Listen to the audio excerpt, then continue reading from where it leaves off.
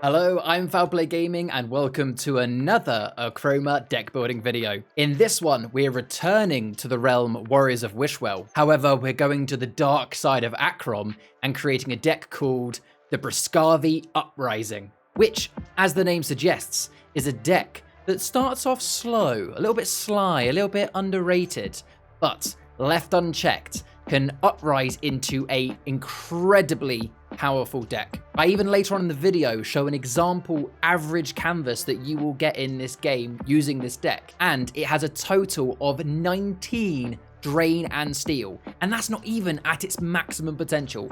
It is extremely powerful if people don't wipe you out early. Before we get into it though, as always, I like to mention that you can find the timestamps down below if you want to just go to a certain part in the video straight away. If you want to see this deck being used in a live game, then check out my streams, which are Sundays at 5 PM now. If you want to pick up your own Achroma cards today, including the ones that I'm going to be using for this deck build, then make sure to check out the link down below where you can get 10% off your entire Achroma order today. And lastly, if you enjoyed this video, then a like, comment, and subscribe really helps me with the YouTube algorithm, and I'll be greatly appreciative. But let's get into the video, the Brisgavi Uprising. So, starting with what you will need to build this deck. As an ideal situation, you should have the full Warriors of Wishwell realm, as well as the promo card. As a bare minimum, you will need at least 2 of the Smear Trolls decks from Warriors of Wishwell, as well as 1 of the Lakringi decks. But ideally, you'll need the full realm and the promo card to build this deck exactly as I have it. The main objective for this deck is going to be Achroma, meaning that ideally you are going to be draining and stealing your opponents down to 0. There is technically the chance that you might be able to steal your way up to 30, but it's very unlikely. This deck is through and through an Achroma deck. Just like in my other videos, if you want to just go ahead and build the deck right now and go play with it, then on screen is a list and photo of all the cards you will need. Feel free to pause the video at this point and go ahead and build the deck should you wish to. However, if you would like to learn about how this deck works and some of the really cool combos you can pull off if you play your cards right, then watch on, because next we're going to learn about how to play this deck. So then, let's take a look at how to play this deck. The overall strategy of this deck all revolves around you slowly growing in power, again hence the name Uprising. You want to use your trolls as much as possible very early on as muscle to keep the other canvases free of characters whilst you slowly build your troll army. At the earliest opportunity, you want to then play 1 to 2 of your Samir totem cards alongside your trolls to suddenly go from just a few steal per turn to easily double-digit stealing every single turn.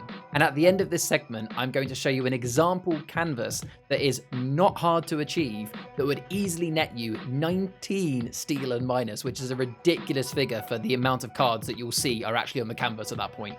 So I'm not going to talk through each of the cards individually for this deck, as it's not a very complicated deck and most of the cards are quite self-explanatory for what they do. So instead, I'm just going to go through some of the combos that you can do, as well as talk through some of the more powerful cards and the best way you should be playing them. Starting with your legendary then, Chieftain Snorre. He is super important in this build, and with only 1 card in this deck that allows you to dig, it is important that you play him right. Try to put him out when you can play other trolls on the same turn, or if you've already got trolls out, so that they can get the most out of his protection buff before anybody is potentially able to get rid of Snorre. Now the good news is Snorre is not essential to your win condition of getting loads of steal and drain. That is a different card.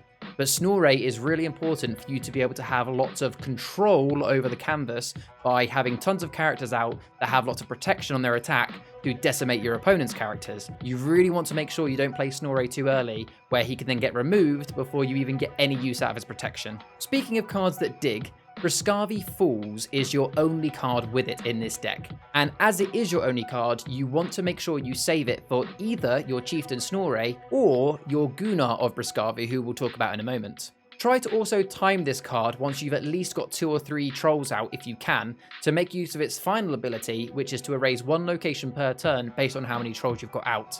There aren't that many locations that only cost 1, and some of the better ones are 2, 3, or 4, so really if you can have more trolls out, you'll get much better use out of that location. We then come on to Gunnar of Brisgavi. Now ultimately, he is the biggest asset in this deck. he is the one that is going to give you the most amount of drain on these canvases. As you can see, he's got a really cool ability, which is you can choose in every resolve step whether you gain for every teal shard on your canvas or drain 1 shard for every Achrom.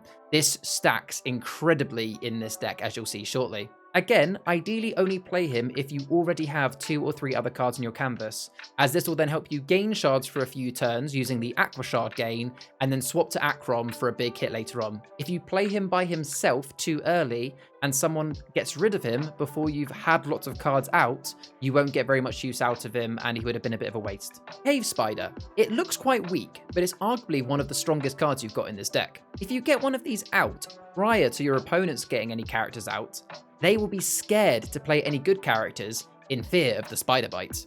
Brisgavi Smear Totem is arguably your second best location after Brisgavi falls, and you have 2 of them. Ideally, you want to get them both out at the same time or as close to each other as you can, and stacked with 2 or 3 trolls, because that can instantly increase the amount of steel you have by double or even triple.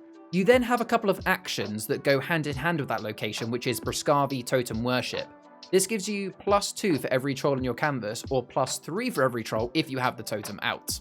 Ideally, you only want to play this action if you have a minimum of the totem +2 trolls, or if you have no totem, a minimum of 3 trolls. If you do one of these 2 options, you'll at least get a minimum of a 3 shard gain after you actually paid for the action. If you can do one of those minimums or more trolls, then great, play it. If you don't have one of those minimum situations, then feel free to potentially trade the Brisgavi Totem Worship for a few extra shards. Brisgavi Cave Dwelling is a really useful location in this build.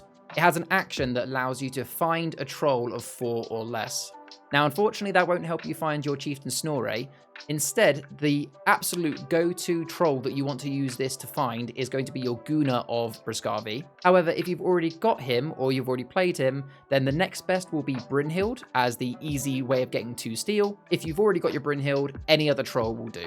Lastly, having a look at the control cards in this deck, you've got 2 Brisgavi Rage, which is deadly. This allows you to attack locations this turn. So if you have 2 or 3 trolls that have Rage, that makes 4 to 6 attacks that you can make for free on locations during that turn, which can be absolutely devastating to an enemy that is playing a location-heavy deck. Try to use this when you have 2 to 3 trolls out for the best effect.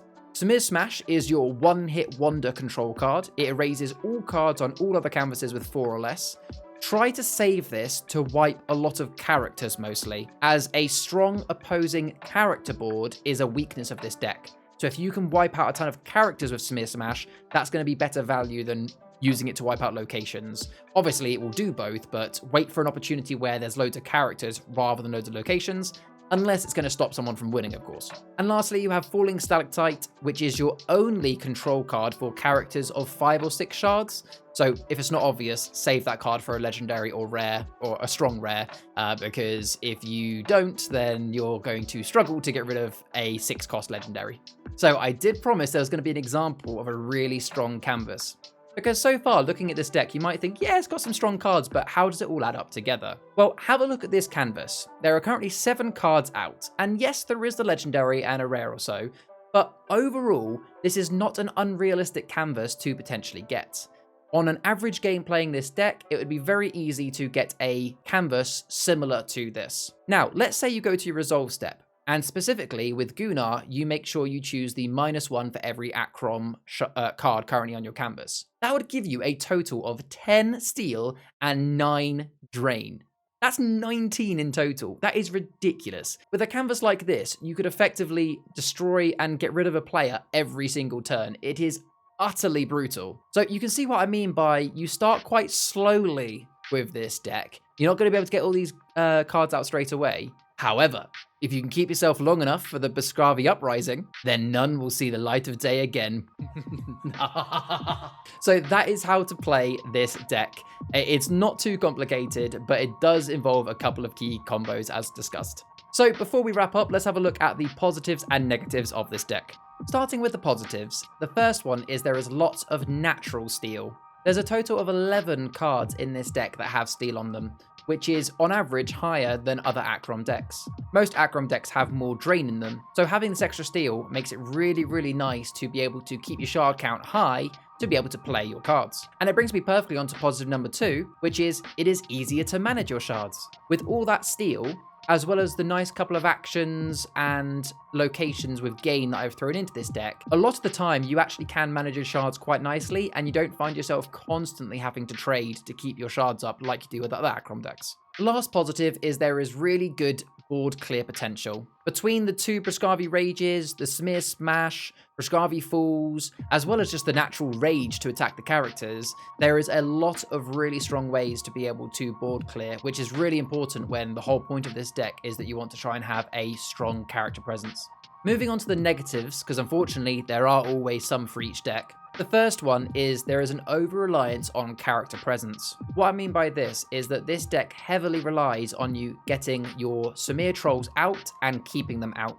If your opponent beats you to this and gets out more characters before you or stronger characters that you can't get rid of, you'll be in a situation where you can't play your trolls because they'll just be destroyed before your next turn, and most of your steal and gain potential comes from getting those trolls out, which will really hinder your game. The second negative is that many of your characters have rage, but they won't really get much use out of their rage unless Snorre is out, or unless you're using Brisgavi Rage for attacking locations. And that's because most of your characters with rage only have 2 or 3 shards. And therefore, unless they're attacking 2 1-shard characters, by the time they do the second attack, they're probably going to get erased, which you don't want to do because you'll lose your steal potential. So unless you have Snorre out to be able to give them protection on their first attack, or an object of power, of which you only have 2 in this deck, so it's not the best for objects of power, you're not going to get much use out of your character's rage unless you have one of those situations. And the last negative, and it's one that really cannot be countered, is that there are only 9 Samir trolls.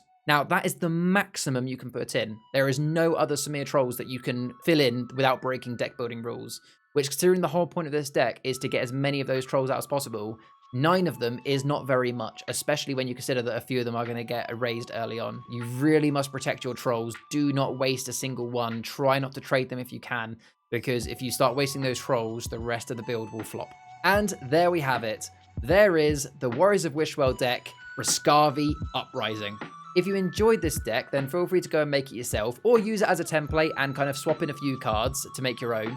If you do make your own version, I'd love to know in the comments what you swapped out. Let me know what you think. Are there any decks that you would like to see made? Are there any legendaries or realms that you really want to deck build, but maybe you don't know what to do, and you want someone to make it for you? Well, then let me know in the comments of what realm or legendary you like, and I'll happily make a deck for you. Before we go, as always, if you want to get 10% off your Achroma cards today, then click on the link down below. And if you enjoyed the video, again, a like, comment, and subscribe really helps me with the YouTube algorithm, as we're desperately trying to get up to 1,000 subscribers. But otherwise, guys, I've been Foul Play Gaming. Thank you very much as always for watching. I hope you have a lovely rest of your day and week. Stay wholesome. See you in the next one.